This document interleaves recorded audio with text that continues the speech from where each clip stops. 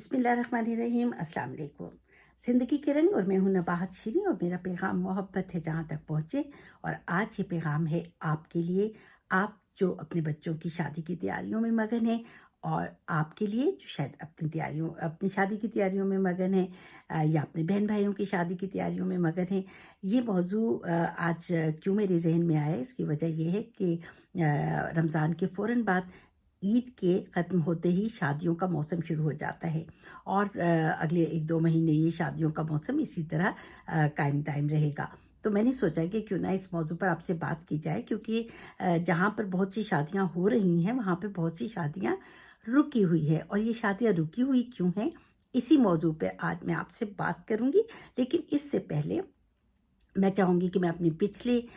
जो वीडियो था उसका ज़िक्र करूँ, क्योंकि उसके बारे में मुझे जो फ़ीडबैक मिली उसकी मुझे बहुत खुशी हुई कि मेरे इस छोटे से क्लब में आप सब लोगों की शिरकत से बहुत रौनक होने लगी है और रौनक बढ़ने लगी है। मैं यही चाहती थी कि हम सब मिलकर मौज़ूआत को लेकर ना सिर्फ डिस्कस करें, बल्कि हम उन मौज़ूआत को लेकर उनके हल की तरफ भी बढ़ें। और क्योंकि किसी भी मुआशरे में बेसिकली जो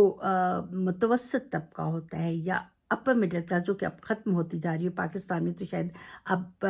सिर्फ 2 क्लासेस रह गई हैं। एक एलीट क्लास है और एक बेचारे गरीब लोग हैं। तो बीच की मिडिल क्लास या तो मूव आउट कर चुकी है, मुल्क से जा चुकी है, और या फिर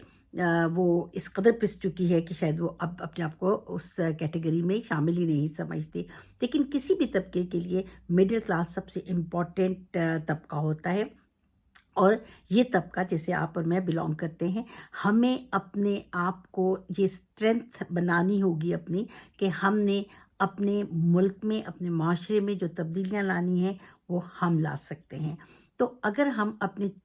मुख्तलिफ मसाइल को और मुख्तलिफ मौज़ूआत को लेकर उनको डिस्कस करें, एक ऐसे थिंक टैंक, उन पर काम करें, और उसके बाद हम उनके हल की तरफ भी बढ़ें, तो मुझे लगता है कि हम अपने इस छोटे से क्लब या इस छोटे से प्रोग्राम के ज़रिए इस काम को कर सकते हैं, क्योंकि मेरे नज़दीक कोई भी काम नामुमकिन नहीं है। तो जनाब, मैं अपने पिछली वीडियो में मैंने बात की थी चैरिटी के हवाले से, और मैंने कहा था कि चैरिटी देनी चाहिए, पर किस तरह देनी चाहिए, कब देनी चाहिए और कैसे देनी चाहिए। इस सिलसिले में मुझे बहुत से दोस्तों का फ़ीडबैक मिला, और जिनमें से चंद एक के बारे में मैं आपको ज़रूर बताना चाहूँगी, क्योंकि उन्होंने इस सिलसिले में काफ़ी तफसील से अपना फ़ीडबैक मुझे दिया। जिनमें पहले मैं ज़िक्र करना चाहूँगी हुमा साहिबा का, जिन्होंने लंदन से अपने चैरिटी के हवाले से बात करते हुए कहा कि बैक होम यानी लाहौर में, जहाँ से उनका ताल्लुक़ है, जहाँ पे उनकी वालदा का घर है, वहाँ पे एक ही मोहल्ले में 2 मुख्तलिफ तबक़ात के लोग बसते हैं, और वो किस तरीके से एक दूसरे को देखकर कॉम्प्लेक्स का भी शिकार होते हैं, और किस तरीके से वो एक दूसरे के लिए मददगार भी साबित होते हैं। इसी तरह ताहिरा, जो लाहौर में रहती हैं, उन्होंने मुझे अपनी फ़ीडबैक दी, और उन्होंने बताया कि उनका एक फैमिली नेटवर्क है, और उस फैमिली नेटवर्क के ज़रिए वो अपने उन लोगों को जो उनके अज़ीज़ रिश्तेदार ज़रूरतमंद होते हैं उनकी मदद करती हैं। इसी तरीके से मुझे आमिर साहब ने मानसरा से कहा कि वो बहुत ज़्यादा चैरिटी का काम अपने इलाके में कर रहे हैं, लेकिन उनका ख्याल है कि गवर्नमेंट को इस सिलसिले में आगे कदम बढ़ाना होगा, और एक इस सारे मामले को ऑर्गेनाइज तरीके से करना होगा, जिसके मैं बिल्कुल मुत्तफ़िक हूँ। उसके बाद मुझे रुखसाना साहिबा ने अपने बारे में बताया, जो कि मुझे बहुत अच्छा उनका कदम लगा, कि वो किस तरीके से उन्होंने एक फैमिली को चूज़ किया इस दफ़ा, और उस फैमिली की उन्होंने किस तरह से मदद की, और उनको एक स्टेबल लाइफ की तरफ लाने के लिए कदम उठाया, और अपने तमाम तर ज़राए को इस्तेमाल करते हुए उन्होंने एक ख़ानदान को एक बेहतर ज़िंदगी की तरफ लाने की कोशिश की। अहमद अली साहब ने भी मुझे बताया कि उन्होंने अपने गांव में एक नेटवर्क रखा हुआ है, और एबटाबाद में वो इस सारे काम को एक नेटवर्क के ज़रिए करते हैं। लेकिन बात सिर्फ इतनी सी नहीं है कि हमने किस तरीके से लोगों को मदद करनी है। बात यह है कि हमने लोगों को किस तरीके से बताना है कि वो अपने ऊपर एतमाद करें, वो अपने लिए खुद रास्ता तलाश करें। हमें सिर्फ उनको गाइड करना है। वक्ती तौर पर अगर आप किसी को खुराक दे देते हैं, लिबास दे देते हैं, وہ حل نہیں ہے کسی بھی مسئلے کا۔ میں مانتی ہوں کہ ہمارے تو مذہب میں کیونکہ صدقہ اور خیرات جو ہے وہ ضروری ہے، تو صدقہ اور خیرات دیجیے، وہ ایک بہت اچھا فعل ہے، لیکن اس کے ساتھ ساتھ ایک معاشرے میں لوگوں میں اپنے جو جسے کہتے ہیں کہ سیلف ریلائنس اور اپنے اوپر اپنا بوجھ اٹھانے کی جو ان کی صلاحیت ہے، اس کو اجاگر کرنے کی ضرورت ہے۔ میں یہاں پر لندن یا یو کے کی آپ کو مثال دوں گی کہ یہاں پر ہوتا یہ ہے کہ جو لوگ ضرورت مند ہیں، جو نہیں کام کر پاتے ہیں، جن کسی ڈسیبلٹی کی وجہ سے یا وہ کسی بھی وجہ سے اپنی محنت تو کرنا چاہتے ہیں لیکن راستہ نہیں ہے ان کے پاس کوئی، تو وہ یہاں پر چھوٹے چھوٹے جاب سینٹرز بنے ہوئے ہوتے ہیں مختلف علاقوں میں، جہاں پر ان کو اپنے آپ کو رجسٹر کرانا پڑتا ہے، اور پھر وہ جاب سینٹرز ان کو پہلے یہ بتاتے ہیں کہ کس طریقے سے آپ جاب تلاش کر سکتے ہیں، کون سی سکلز اپنے انہینس کر سکتے ہیں، اور کس طریقے سے وہ اپنے آپ کو معاشرے میں کارآمد بنا سکتے ہیں۔ اس کے ساتھ ساتھ گورنمنٹ کی طرف سے ان کو چھوٹا سا وظیفہ بھی دیا جاتا ہے، لیکن جو بیسک مقصد ہوتا ہے جاب سینٹر کا، وہ لوگوں کو جاب تلاش کرنے میں مدد کرنا یا ان کی سکلز کو بڑھانا ہوتا ہے۔ تو اس طرح کا ایک کانسیپٹ جو ہے وہ پاکستان میں بھی قائم کیا جا سکتا ہے۔ انفارچونیٹلی ہمارے سارے بڑے بڑے لیڈرز اور بڑے بڑے سیاستدان اور بڑے اونچے لوگ جو ہیں وہ پڑھ کے تو باہر سے جاتے ہیں، پر یہاں سے لے کر کچھ نہیں جاتے، ورنہ یہاں پر جو سسٹم ہے اگر ہم تھوڑا تھوڑا کر کے بھی اس کو امپلیمنٹ کریں تو ہم پاکستان میں بہت سی تبدیلیاں لا سکتے ہیں، اور یہ کوئی ناممکن بات نہیں ہے اور نہ مشکل بات ہے۔ تو میں آپ سب سے بھی یہی کہوں گی کہ یہ اس پروگرام کے ذریعے ہمیں اپنے آپ کو ایک تھنک ٹینک میں ڈھالنا ہوگا۔ ہمیں یہ سوچنا ہوگا کہ ہم نے یہ جو جیسے چیریٹی کا مسئلہ ہے، اس کو لے کے کس طریقے سے کچھ آرگنائز کرنا ہے، جس سے ہم لوگوں کو صرف وقتی طور پر کھانا خوراک یا ان کی ضرورت پوری نہ کریں، بلکہ ان کو ایک سسٹم دیں، ان کو ہیلپ کریں، اپنی زندگی کو خود اپنے پیروں پر کھڑا کرنے میں ان کی مدد کریں۔ تو یہ تو تھا گزشتہ پروگرام کا ایک ریویو، لیکن آج کے موضوع پر اگر ہم آئیں تو کیونکہ شادی کی خوشیاں ہر طرف آپ کے گھر میں بھی بکھری ہوئی ہیں، آپ بھی سوچ رہے ہیں کہ شاید اس سال نہیں پر اگلے سال میں بھی اپنے بچوں کی شادی کر رہا ہوں گا یا کر رہی ہوں گی، تو جناب مجھے آپ سے یہ پوچھنا ہے کہ کیا آج جو ہمارے بچوں کے مسائل ہیں ان کو لے کر میں نے ایک چھوٹا سا سروے کیا، جس میں نے یہ جاننا چاہا کہ بچوں کی شادی میں کیا رکاوٹیں ہیں اور بچے کیوں شادی ٹائم پہ کرنا نہیں چاہتے، کیونکہ یہ ایک مسئلہ مجھے لگتا ہے کہ پاکستان کے معاشرے میں بڑھتا جا رہا ہے کہ بچوں کی ایک سرٹن ایج میں شادی کرنے کے بجائے شادی کو آگے لے جانے کی خواہش بڑھتی جا رہی ہے۔ میں نے 10 لوگوں کے ایک پیٹرن کے ساتھ لے کر ایک سروے کیا، تو مجھے 10 نوجوانوں میں سے 6 نوجوانوں نے یہ کہا کہ ہم اس وقت تک شادی نہیں کرنا چاہتے جب تک ہم اپنے آپ کو پوری طرح سے سیٹ نہیں کر لیتے اور ہم اس قابل نہیں ہو جاتے کہ ہم اپنی ایک نئی فیملی شروع کر سکیں، اور اس کے لیے ان کو وقت درکار ہے اور وہ تگ و دو کر رہے ہیں، لہٰذا یہ شادی کی عمر جو وہ 35 سے 40 سال کے درمیان تک کی ہو سکتی ہے۔ باقی 4% نے کہا کہ ہاں ہماری خواہش تو ہے کہ ہم شادی کریں، لیکن کیونکہ ہمیں کوئی اچھا رشتہ اس وقت تک نہیں مل رہا، کیونکہ جو لڑکی والے ہیں ان کی ڈیمانڈ بہت زیادہ ہے اور وہ چاہتے ہیں کہ لڑکے کا گھر بھی سیپریٹ ہو، اس کے پاس انکم بھی بہت اچھی ہو، جو کہ ظاہر ہے کہ انیشیل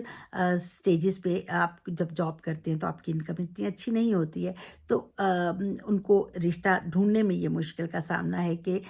جو لڑکی والے ہیں وہ چاہتے ہیں کہ لڑکے کی ایج تو کم ہو لیکن اس کے پاس بہت ہائی فائی انکم ہو اور اس کے پاس اپنا گھر ہو اور اس کے اوپر کوئی لائبلٹی نہ ہو، ماں باپ بہن بھائی کوئی لائبلٹی نہ ہو۔ 10 میں سے 6 لڑکیوں نے مجھے یہ کہا کہ ہمیں شادی کرنے کی کوئی جلدی نہیں ہے، ہم اپنے پیروں پہ کھڑا ہونا چاہتے ہیں اور ہم چاہتے ہیں کہ ہم اس قابل بن جائیں کہ ہم اپنے آپ کو معاشرے میں ایک مقام بنائیں اور اس کے بعد ہم شادی کریں۔ تو ان کی بھی شادی کرنے کی عمر جو ہے وہ 30 سال کے بعد شروع ہوتی ہے، جب وہ سنجیدگی سے شادی کے بارے میں سوچیں گے۔ 10 میں سے 7 ماں باپ نے جو لڑکے کے ماں باپ ہیں انہوں نے یہ کہا کہ ہاں ہم بچوں کی شادی کرنا چاہتے ہیں لڑکوں کی، لیکن اس کے لیے ہماری خواہش یہ ہوگی کہ ہم بچوں کی شادی اس وقت کریں کہ جب بچے جو ہیں وہ اپنے پیروں پہ کھڑے ہوں اور وہ اپنے لیے ایک اچھی زندگی شروع کر سکیں، تاکہ وہ اپنا معاشی بوجھ اور اپنے گھریلو مسائل خود حل کر سکیں اور ہم پہ رلائے نہ کریں۔ باقی 4% نے کہا کہ ہم اپنے بچوں کے لیے رشتے تو ڈھونڈ رہے ہیں، لیکن ہم کیونکہ ان بچوں کی جو ڈیمانڈس ہیں اس کے مطابق ہمیں ابھی رشتے نہیں مل رہے، لہٰذا ہم ابھی بچوں کی شادی کے خواہش کے باوجود ان کی شادی نہیں کر پا رہے۔ 10 میں سے 7 لڑکیوں کی ماؤں نے مجھے یہ کہا کہ ہم رشتوں کے لیے تو پریشان ہیں، لیکن ہمیں اپنی وہی بات جو کہ لڑکے والوں نے بھی، لڑکے کے ماں باپ نے بھی کہی کہ ہمیں اپنی پسند کے رشتے نہیں مل رہے، ہم جس اسٹینڈرڈ کے رشتے چاہتے ہیں وہ رشتے ہمیں نہیں مل رہے، لہٰذا ہم اپنی بچیوں کی شادی کے لیے انتظار میں ہیں، اور ان کی عمر جو ہے وہ 30 کے لگ بھگ یا 30 سے زیادہ ہونے والی ہے۔ جو باقی 3% لڑکیوں کی مائیں ہیں، انہوں نے کہا کہ ہمیں کوئی جلدی نہیں ہے، اور ہم چاہتے ہیں کہ ہماری بیٹیاں جو ہیں وہ اپنے آپ کو پوری طرح سے اسٹیبلش کریں اور اپنے آپ پاؤں پہ کھڑی ہوں۔ تو جناب یہ جو صورتحال ہے، اس میں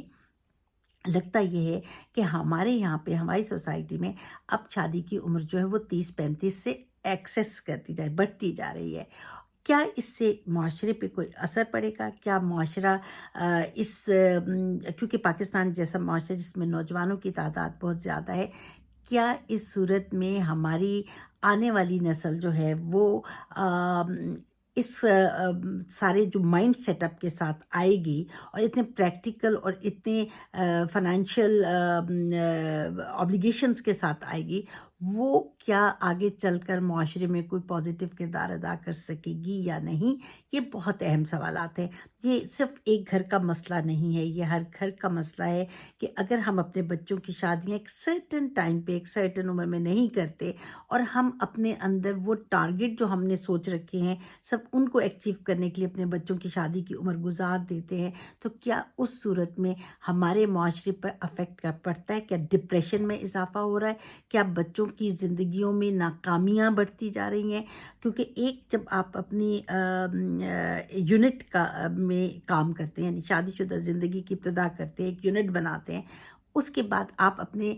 لیے زندگی کی پریکٹیکل لائف کو دیکھنے کا آپ کا جو نظریہ ہوتا ہے وہ بدل جاتا ہے۔ لیکن اگر آپ ایک انڈیویجول کے طور پر معاشرے کو سرو کر رہے ہوتے ہیں تو آپ کا نظریہ مختلف ہوتا ہے۔ ان تمام پہلوؤں کو اگر آپ خود بیٹھ کے سوچیں، میں نے آپ کو سوچنے کے لیے ایک موضوع دیا ہے کہ آپ بیٹھ کر اس بات پہ سوچئے کہ اگر ہمارے معاشرے میں یہ چیز اسی طریقے سے بڑھتی رہی، آج ہمارے بچے 30 سے 35 سال کے درمیان شادی کرنا چاہتے ہیں اور 35 سے 40 سال کے درمیان شادی کرنا چاہتے ہیں، تو کیا آہستہ آہستہ ہمارے یہاں پہ ینگ جنریشنز کی کمی، اور ہمارے یہاں پہ بھی جو مغرب کا سب سے بڑا مسئلہ ہے کہ اولڈ پیپل زیادہ ہوتے جائیں گے اور ینگ بچے جو ہیں وہ کم ہوتے جائیں گے، اور کیا یہ ایک اچھی بات ہے ایک خاندان کے لیے کہ اس کے جو بچے جو ایک سرٹن ایج کے بعد شادی کرتے، کیا وہ اپنے بچوں کی صحیح پرورش کر پاتے ہیں، یا ان کے ساتھ ان کا کمیونیکیشن گیپ صحیح رہتا ہے؟ یہ تمام موضوعات ہیں جن پہ ہمیں سوچنا چاہیے پریکٹیکل ہو کے۔ ہمیں اپنے اندر سے جو لالچ ہے اس کو ختم کرنا پڑے گا۔ ہمیں اپنے بچوں کے لیے